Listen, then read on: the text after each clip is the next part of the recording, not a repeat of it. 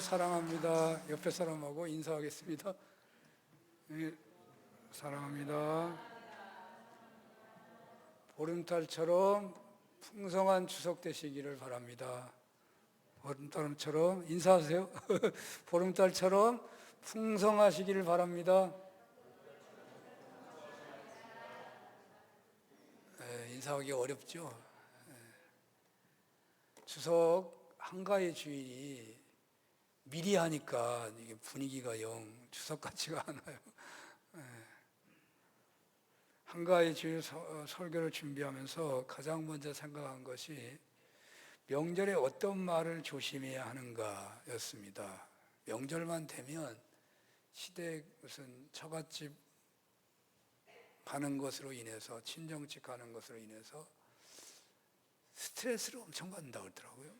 근데 스트레스가 뭐 육신이 곧에서도 스트레스지만 이 말에 안 좋은 말을 듣고서 스트레스를 더 받는다는 거죠. 어떤 말을 잘할 수 있을까? 그래서 추석 한가위에 조심해야 할 말은 어떤 말인가 생각을 해봤는데요. 또 마침 우리 설교 제목이 비방에 대한 부당한 비방 앞에서 어떻게 살아야 할까? 욕먹는 거잖아요, 비방이. 그러니까 말에 대한 생각이 중요할 것 같은데요. 여러분들 어떤 말을 가장 싫어하는지 아세요? 젊은 사람들이. 가장 싫어하는 말 중에 하나가 달달한 커피인 라떼라고 그러더라고요. 잘 생각이 안 나죠? 명절 전날부터 와가지고 전 부치고 뭐 상 차리고 청소하고 힘들게 일하는데 조금이라도 다 나이 먹은 사람들은 언제나 하는 말이 젊은 요즘 애들은 자기밖에 모른다고 나 때는 안 그랬다. 그래서 나 때라는 말이 제일 듣기 싫어한다는데요. 나 때는 안 그랬다. 우리 나 때 뭐 다 옛날에는 뭐 안 그랬다고 그런다는 거예요. 뭐 커피 라떼가 아니고 기억나라고. 그 얘기는 웬만하면 하지 마세요. 명절에 가서 우리 때는 안 그랬어. 이런 얘기 하지 말아요. 젊은 사람들한테. 또 뭐 정말 싫어하는 말, 취업이 너무 힘드니까 뭐 취업 준비 잘 되어 가니? 옆집에 누구는 뭐 어디 회사 합격해가지고 친구랑 여행 갔단다. 공무원 시험만 고집하지 말고 내 엄마 아빠도 나이가 들어가는데 작은 회사라도 취업해서 독립해야지. 누가 이런 말 하냐고요? 삼촌이나 이모가 한다는데 이거 되게 싫어한대요. 또 싫어하는 말, 얘야 엄마 아빠 소원은 내가 결혼해서 행복하게 사는 거야. 올해부터는 눈을 좀 낮춰서 같이 살 사람을 적절히 좀 찾아봐라. 이 말도 무지하게 싫어한다네. 저는 나이가 먹어서 그런가 이 말이 다 맞는 말인데 왜 싫어하지? 사랑으로 하는 말이잖아요. 좀 힘내라고 등 밀어주는 거잖아요. 근데 하면 안 된다네. 뭐 안 된다니까 뭐 하지 마세요, 여러분들. 안 된다는데 자꾸 하면 이상 멀어져요, 젊은 사람들하고. 뭐 살이 많이 쪘냐, 뭐 살은 언제 뺄 거냐, 뭐 공부 잘하냐, 뭐 돈 많이 버냐, 뭐 좀 자주 와라 이런 말도 다 안 좋아한다는 말이래요. 전문가가 이런 말을 합니다. 가족 구성원들의 앞날에 대해 걱정하고 염려하는 마음에서 도와준다는 마음에서 이런 말들을 하지만 상대방은 엄청 스트레스를 받는다는데 듣는 사람은 뭐 그냥 정말 그 말 때문에 안 오고 싶다 한다는데 그거 도대체 세상이 어떻게 돼가는지 어쨌든 그렇다니까. 그래서 자신들의 삶을 충실히 살아가려는 가족 구성원의 노력을 있는 그대로 인정하며 격려하는 말만을 하라는데 격려하는 말만 하라. 좋은 세상은 아닌 것 같아요. 그러나 어찌합니까? 세상이 이렇다는데 너무 세상을 무시하는 것도 지혜가 없는 거예요.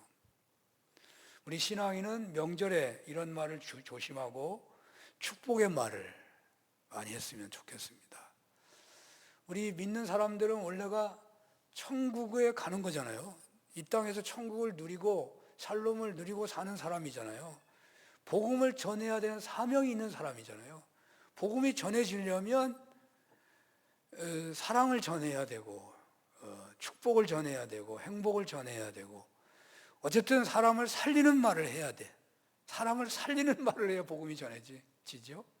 그러니까 이 명절에 사람을 살리는 말을 찾아가지고 하시는 은혜가 있으시기를 바랍니다. 자, 그렇지만 이제 오늘 성경은 지금 비방에 대한 말을 하고 있으니까 물론 설교는 정반대 이야기도 성경 본문에 따라서 말씀한다고 본다고 그 성서 해석자들이 말을 해요. 그래서 정반대의 말을 한다고 해서 틀린 말은 아니에요. 오늘 성경은 비방을 받을 때 어떻게 살아야 되느냐는 측면이지만 이 본문에서 비방하지 말고 사람을 살리는 말을 해야 한다 이렇게 설교를 해도 그렇게 틀린 말은 아니다는 거예요.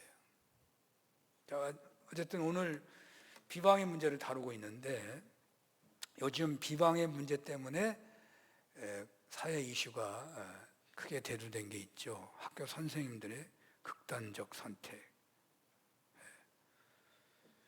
사실 오늘날 누가 학교 선생님이 되는 것입니까? 아마도 거의 최고 수준의 학력과 도덕 수준의 성품이 수준이 있는 사람만이 될 수 있는 거잖아요. 그런데 그 아기를 한 집에 한 명도 낳지 않는 시대가 되어서 있는지 아동 학대 이슈에 묻혀가지고 그만 학교 선생님들이 아동이나 학생이나 학부모의 비방에 시달려서 극단적 선택을 하는 사람이 많다는 거예요. 많대요. 얼마나 힘이 들고 고통스러우면 생명을 끊는 것입니까? 비방이라는 것이 얼마나 심각한 문제를 만들어내린지를 우리는 직접 이 세상에서 보고 듣고 있는 거예요. 그러니까 사소한 말이라도 어떤 사람에게는 심각한 상처가 된다는 것을 생각하고 말을 해야 되겠어요. 여러분들은 부당한 비방을 받아본 적이 없으십니까? 부당한 비방을 받았을 때 어떻게 행동했습니까? 아마도 모르긴 해도 여러분들도 비방으로 인하여 어려움들을 겪어본 경험이 있을 것입니다. 사람마다 다르겠지만 잘 견디기 어려운 분들은 그냥 생을 마감하기도 하고 말이죠. 또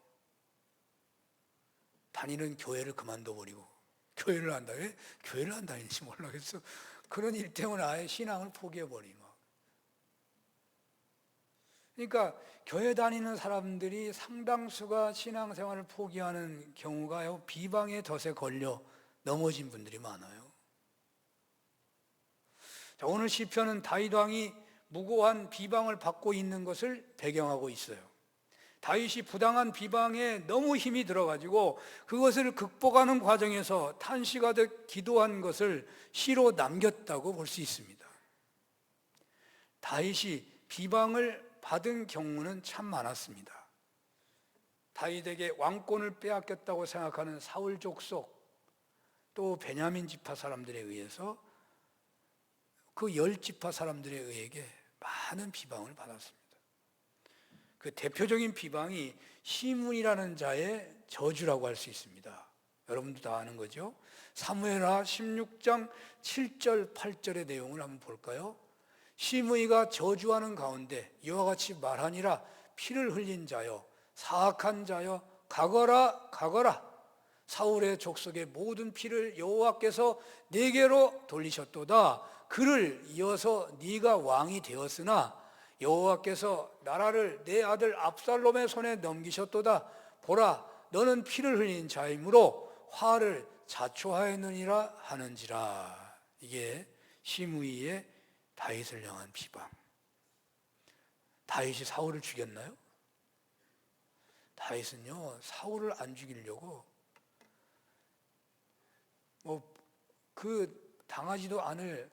당하지 않을 수 있는 수많은 고통을 겪은 사람이 다윗이잖아요. 사울을 죽일 기회가 여러 번 있는데 안 죽여요. 절대로 안 죽이잖아요. 근데 지금 이 사람은 지금 다윗이 사울을 죽였다고, 왕권을 뺏었다고 비방하고 있는 거예요. 압살롬에게 이제 반란이 일어나가지고 압살롬을 죽일 수도 없고 피해서 도망가고 있는 다윗에게 이렇게 쏟아내니까 그 옆에 있는 장수들이 얼마나 화가 났는지 다윗에게 죽이겠다고 칼을 뽑으니까 얼마나 다윗도 속이 상할 만한 비방이겠습니까? 장수는 전쟁에서 패할 수 있죠. 사업을 하는 사람은 사업에 실패할 수도 있습니다. 자녀를 양육하는 사람들은 자녀를 키우는데 일시적으로 실패할 수도 있는 것입니다. 그런데 눈앞에 벌어지고 있는 현실이 하나님께 대한 범죄의 결과라고 몰아친다면 그동안 하나님을 나름대로 잘 믿기 위하여 심혈을 기울여 살아왔던 사람에게는 그 비방은요, 가슴이 찢어지는 아픔이 될 수 있는 거죠. 신앙을 포기할 수도 있는 거죠. 그런데 이런 경우도 있더라고요. 하나님 앞에 정말 헌신을 다해서 충성을 했는데 자녀들이 잘 안 되는 것 같아. 이렇게 잘 믿는데 자녀들이 안 돼. 물론 그거 안 되는 것은 세상 사람 평가인데 세상 사람 평가를 무시할 수가 없잖아요. 뭐 취직이 안 된다든지 자녀가 먹고 사는데 어렵다든지 예수를 잘 믿는데 말이죠. 그것뿐만이 아니라 자기가 하는 사업도 잘 안 돼.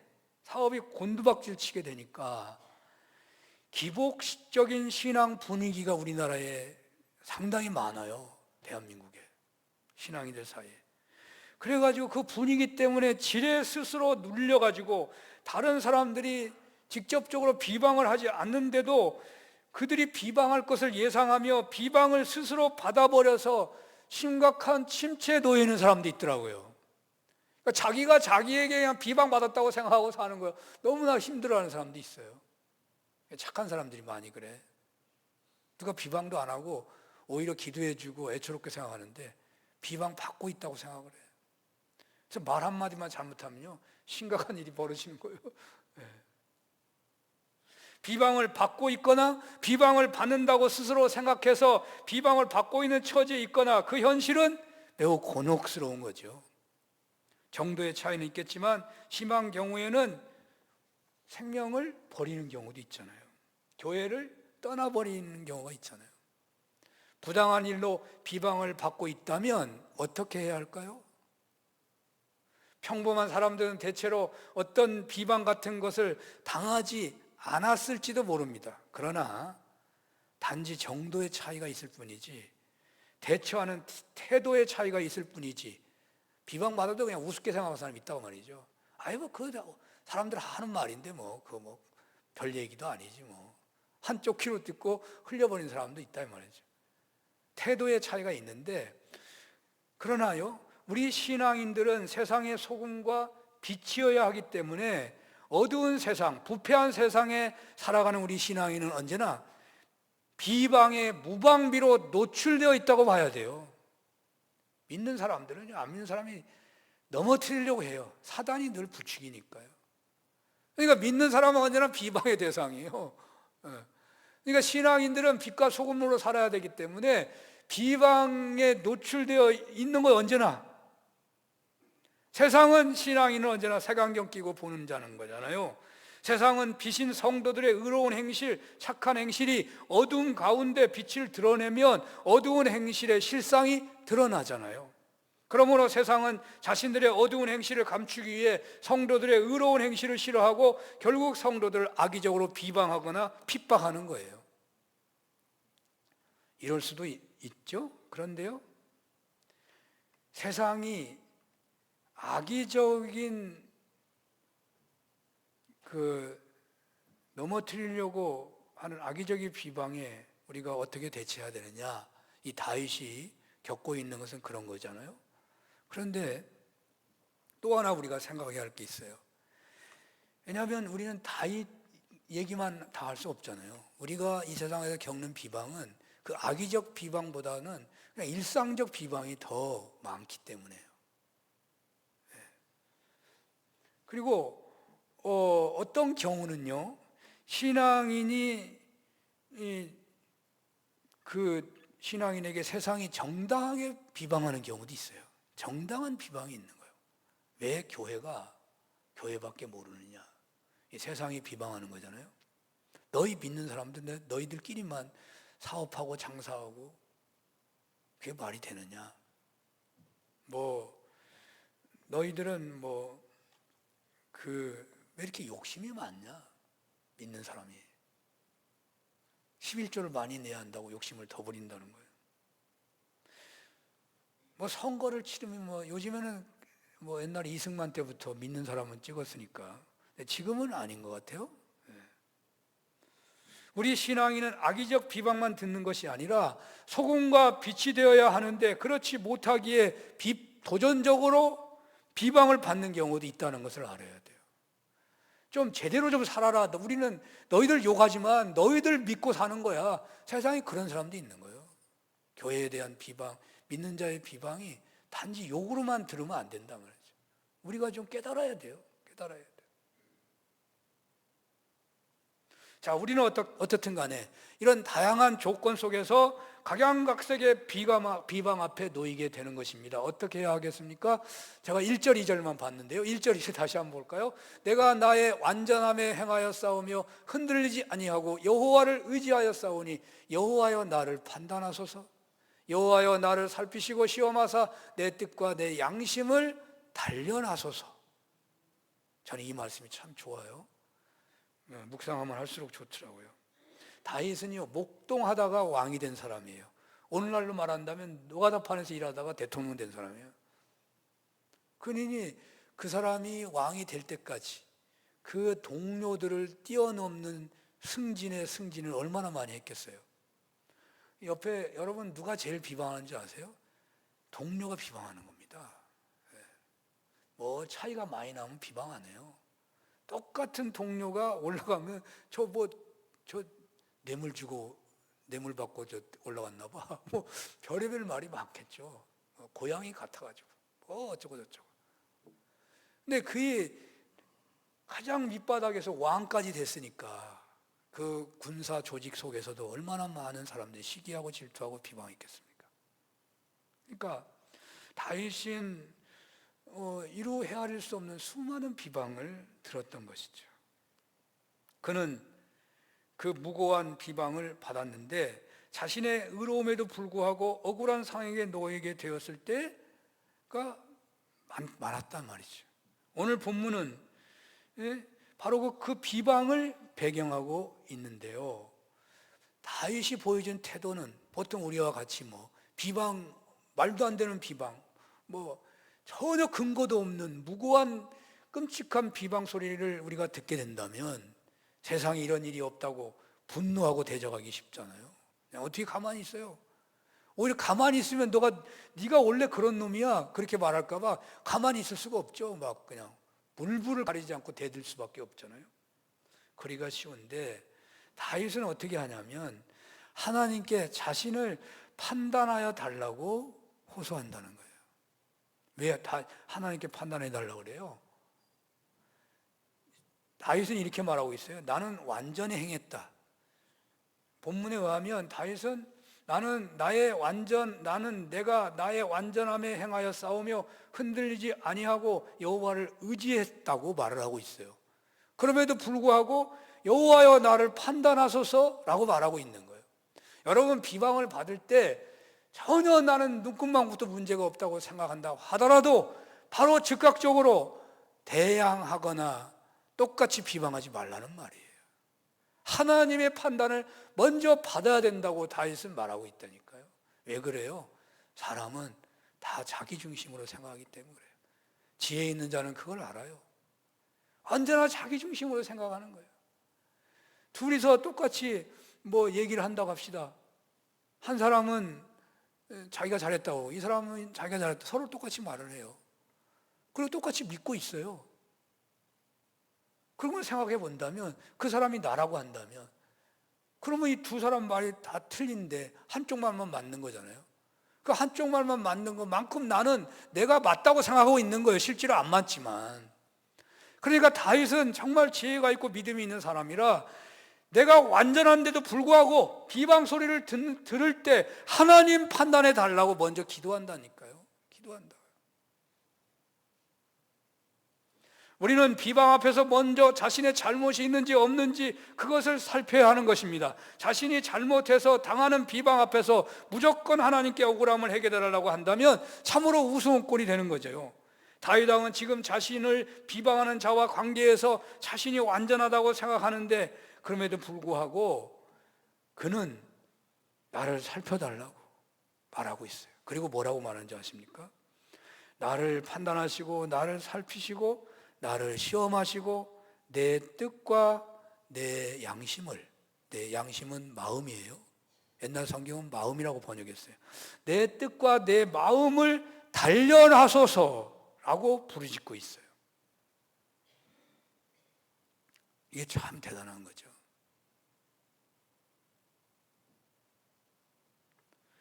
시인의 표현이 얼마나 좋은지 모르겠어요. 제가 보기에 나의 뜻과 나의 마음, 나의 양심을 단련하소서.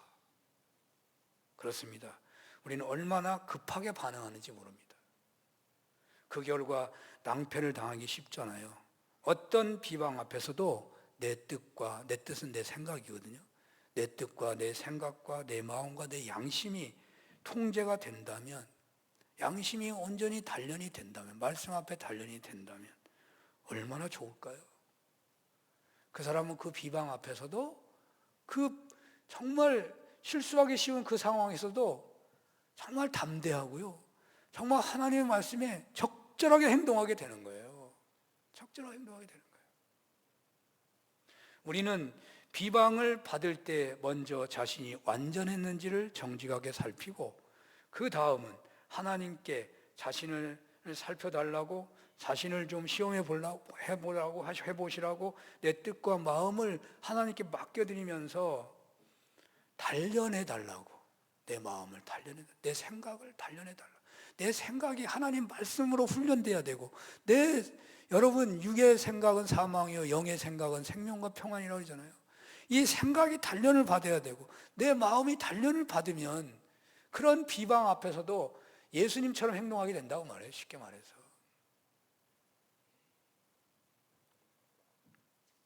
다윗이 어떻게 이 말을 할 수 있는가 생각해 보면요, 다윗이 지금 시므이나 이 비방 앞에서 다윗이 뭐라고 합니까? 부하가 죽이려고 하니까 다윗이 뭐라고 하냐면, 그가 저주하는 것은 여호와께서 그에게 다윗을 저주하라 하심이니 누가 저 비방을 막겠느냐? 내 몸에서 난 아들이 나를 해하려고 하고 있는데. 그게 얼마나 지혜가 있어요. 얼마나 깨달음이 있냐고요. 자기 아들도 내가 어떻게 못하고 있는데, 내 배에서 나오지도 않고 왕에서 밀려난 그 후손들이 나를 비방하는데 내가 어떻게 하겠냐? 그가 저주하게 내버려 두라. 혹 하나님께서 나의 원통함을 감찰하시고 그 저주 때문에 여호와께서 선으로 내게 갚아주시리라. 대단한 다윗이잖아요. 자신의 뜻과 마음이, 양심이 잘 단련된 모습을 성경에서 보여줘요. 그런데 다윗이 처음부터 이랬나요? 여러분 나발을 얘기를 아시죠? 다윗이 한참 승승장구할 때 이 부하들이 한 600명쯤 됐는데 먹고 살기는 불편하잖아요. 쉽지 않아요. 근데 옆에 큰 목장하는 나발이라는 사람이 있으니까 그 사람을 의무량으로 도와줬어요. 이게 추수할 때 뭐 좀 먹을 것 좀 구하러 보냈는데 아주 모욕을 당한 거예요. 그래 다 엄청난 비방을 쏟아놨어요. 오늘날 어떤 놈이 감히 왕 흉내를 내면서 돌아다니는 놈이 있냐고 별의별 말을 다 하잖아요, 나발이. 그게 다윗이 화가 나가지고 군사를 무장시켜가지고 당장 다 죽이려고 달려간 그 기록이 성경에 있어요. 근데 지혜 있는 여인 나발이라는 여인이 나타나가지고 다윗을 자제시키잖아요. 다윗이 얼마나 고마워했으면 아비가일을 고마워하는 중. 나중에 자기 부인이 됐지만 말이죠. 어떤 사람 뺏었다고 할지 모르지만요, 부인 삼는 건 그 당시에 최고의 대우입니다. 상대방에 대한 최고의 공경이고 최고의 대접이에요. 어찌 보면 다윗은요, 그 과정을 겪으면서 바로 오늘 시편 시인을 완성한 거 있는 거예요. 내가 그런 비방을 받을 때 어떻게 해야 돼? 하나님 앞에 내가 완전한가? 내가 죄가 있나 없는가 보고, 그리고 하나님 앞에 나의 생각과 마음을, 나의 뜻과 나의 양심을 단련받아가지고 이런 말을 하고 있는 거잖아요. 그래서 다윗은 비방 앞에서 자기와 같이 이렇게 해보라고 그렇게 말씀하고 있는 거예요. 여러분들에게 이런 은혜가 있으시기를 축원합니다. 두 번째로 어떻게 하느냐, 3절에서 11절까지인데요 3절 4절만 한번 보겠습니다. 시작. 주의 인자하심이 내 목전에 있나이다. 내가 주의 진리 중에 행하여 허망한 사람과 같이 앉지 아니하였사오니 간사한 자와 동행하지도 아니하리이다. 비방이라고 하는 것은 손해보고 피해당한 자가 공격하는 것도 비방이지만, 같은 동년배들이, 같이 사는 사람들이 그냥 하다못해 예를 들어서 쉽게 말해서 야, 저 서리하러 같이 가자, 그럴 수 있잖아요. 옛날에는 죄가 아니니까. 근데 안 간다고 빼면요, 그 친구들이 그 사람을 욕해요. 저놈은 혼자만 착한 척하네, 뭐 이상한 말 하잖아요. 비방이라는 말이 그들하고 같은 편이 안 되는 것 때문에 비방을 많이 당하는 거예요. 오늘날 정당에서 일어나는 일도 다 마찬가지예요. 누가 비방을 해요? 자기 편 안 됐다고 비방하는 거예요. 그런 비방이 더 많은 거죠. 그러니까 그래서 비방을 안 받기 위해서 나도 모르게 그들의 편에 합류하고 타협하기가 쉽다는 거죠. 그래서 비방을 해결하려고 하는 사람들이 있다는 거죠. 다윗은 오늘 본문에서 뭐라고 하냐면 절대로 그들과 함께하지 않겠다. 내가 비방을 받고 있지만 절대로 내가 그 비방을 일시적으로 해결하기 위해서 그들과 함께 싸잡아서 돌아가는 일을 하지 않겠다. 그 얘기를 지금 3절에서 11절까지 하고 있어요. 계속해서 그 말을 하고 있는 겁니다. 그래서 망령된 자, 허탄한 자, 무익하게 말하는 자, 뇌물을 주는 자, 간사한 자, 행악하는 자들과 같이 함께하지 않겠다. 그들이 다 비방한다는 거거든요. 그리고 다윗은 어떻게 하느냐? 뭐라고 말하냐면 6절에 여호와여 내가 무죄함으로 손을 씻고 주의 제단에 두루 다니며 감사의 소리를 들려주고 주의 기이한 모든 일을 말하리이다. 그리고 여호와여 내가 주께서 계신 집과 주의 영광이 머무는 곳을 사랑합니다. 그러니까 다윗은 그런 유혹 앞에서 함께하지 않으면서 뭘 하느냐? 하나님 앞에 나와 예배하면서 하나님과 함께, 악인과 함께가 아니라 비방하는 자와 함께가 아니라 하나님과 함께 더욱 가까이 하는 그런 예배의 현장에서 있으면서 손을 씻고 주의 기이한 모든 일을 말하고 주의 영광이 머무는 곳을 사랑하고 고백한다, 그 말이에요. 그러니까 우리가 세상에 여러분 죄 짓는 게 재미있는 거예요. 어거스틴이 그렇게 고백했어요. 여러분 죄 짓는 게 두렵죠? 그러나요, 실제로 그 재미가 있는 거래요. 죄를 짓는 게 즐겁고 기쁘고 스릴이 넘치고 그러는 거예요. 감옥 갈까 봐 못하는 거지, 어찌 보면. 그러니까요, 그 많은 사람들이 비방하는 일에 참여하면요 사는 재미가 있는 거예요. 실제로 재미도 있고 어차피 다 같이 색이 비슷하게 살아가는 것이지 나 혼자만 고고하게 그게 무슨 재미로 살아요? 재미가 없는 거지. 그럴 수 있잖아요. 근데 그렇지 않고 살려고 한다면 어떻게 해야 되냐? 비방을 안 듣고 정말 참 신앙인으로 살려고 하면 어떻게 하느냐? 그런 상황일수록 내가 유혹에 넘어갈 때도 있고 말이죠. 그래서 늘 손을 씻고 예배드리고 하나님의 기이한 그러한 은혜를 증거하면서 하나님이 계시는 집과 주의 영광이 머무는 곳을 사랑한다는 거예요. 그렇게 예배 중심으로 기도 중심으로, 말씀 중심으로 그렇게 가까이 한다는 거예요. 그것을 더 즐거워한다고 말해요. 이 세상을 어떻게 이기겠습니까? 여러분, 신앙생활이 즐겁지 않다면요, 결단코 여러분 이 세상에서 참 신앙으로 살기 어려워요. 신앙생활하는 것이 영광이라고 생각하지 않는다면 이 세상에서요, 정말 비방이 난무하는 세상에서 빛과 소금 된 삶 살기 어렵다고요. 다윗이 이 고백을 하고 있는 거예요. 그러니까 우리가 세상이 비방이 많은 세상에서 정말 우리는 신앙생활에 기쁨을 누리고 행복을 누리고 그것이 영광이고 감동이고 세상의 어떤 것에서 맛보는 것보다도 좋은 시간, 복된 시간 돼야 한다는 말이에요. 여러분, 이 시간이 즐겁고 기쁘고 행복하십니까? 그래야 된다 그래요. 그걸 누려야 된다는 거예요. 다윗은 그렇게 이 비방을 이겨내고 있는 거예요.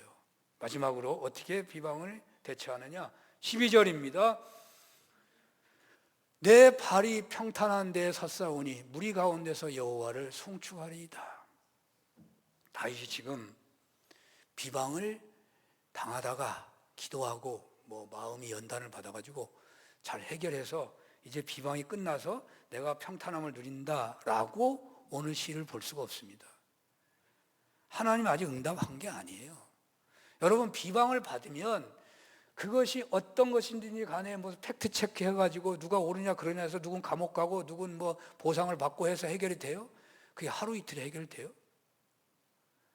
어떤 경우는 민사소송은 몇 년 가요? 그 해결 금방 되는 게 아니에요. 비방의 문제는 금방 해결이 되는 게 아니에요. 그러니까 이 다윗은 어떻게 그것을 해결을 보느냐? 하나님이 공의로우신 하나님을 믿고 하나님이 신실하시고 자기를 판단하시고 분명하게 옳고 그름을 해결해 주실 것을 확실하게 믿는 거예요. 다윗은 그 확신으로 인해서 내가 지금 평안함을 누린다고 노래하고 있는 거예요. 여러분, 비방은 원인이 제거돼야만 해결된다고 한다면 많이 부족해요. 왜냐하면 해결이 되기까지 많은 시간이 필요한데 해결되지 않는 그 많은 시간을 지내는 중에 그 사람이요, 심각한 상태에 놓일 수 있는 거예요. 해결되지 않은 상태에서 심각한 상태에 놓이는 거예요. 그러니까 해결될 때까지 기다려서는 안 된다는 거예요. 비방의 문제는 하나님을 신뢰하고 확신하여 지금 승리를 쟁취하고 노래하고 찬양해야 한다는 거예요. 지금 비방의 문제 해결 받았다고 찬양을 올려야 된다는 거예요. 하나님은 살아계시니까. 그리고 여기서 한 걸음 더 나가 본다면요, 하나님이 아시니까, 하나님은 공의로우신 분이시니까 반드시 해결해 주실 거라고 확신하기 때문에 지금 해결 받았다고 노래할 수 있다는 말이죠. 지금 해결 받았다고. 그럼 여기서 한 걸음 더 나간다면요, 예수님을 생각해 보는 거예요. 예수님은 이 세상에서 가장 비방을 많이 받은 사람이에요. 33살밖에 못 살았는데 젊은이는 비방을 많이 안 들어요. 예수님보다 비방을 많이 받은 사람이 어디 있어요? 저주를 받고 말이죠. 제자들한테 저주까지 받고 말이죠. 그러니까 예수님이 얼마나 비방을 많이 받았느냐. 그러나 예수님은 승리하셨잖아요.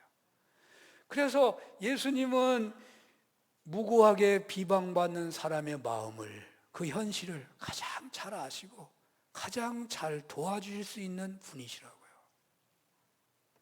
그래서 그분의 도우심을 따라 우리는 주님이 하신 것처럼 우리도 한번 심령을 내보는 거죠. 주님을 본받아서 고백하는 거예요. 저들이 모르고 하고 있으니 저들을 용서하소서. 비방 앞에서 우리는 이러한 은혜까지도 받아보는 거죠. 이런 은혜가 있으시기를 축원합니다. 기도하겠습니다. 세상이 비방으로 가득 차 있습니다. 나를 살피고 시험하여 내 심령과 뜻을 단련받아 담대하게 하시고 주님 뜻대로 살게 하시고 비방하는 무고자와 한 통속이 되지 않게 하시고 하나님이 해결해 주실 것을 확신하며 지금 평안을 누리게 하여 주옵소서. 예수님 이름으로 기도합니다. 아멘.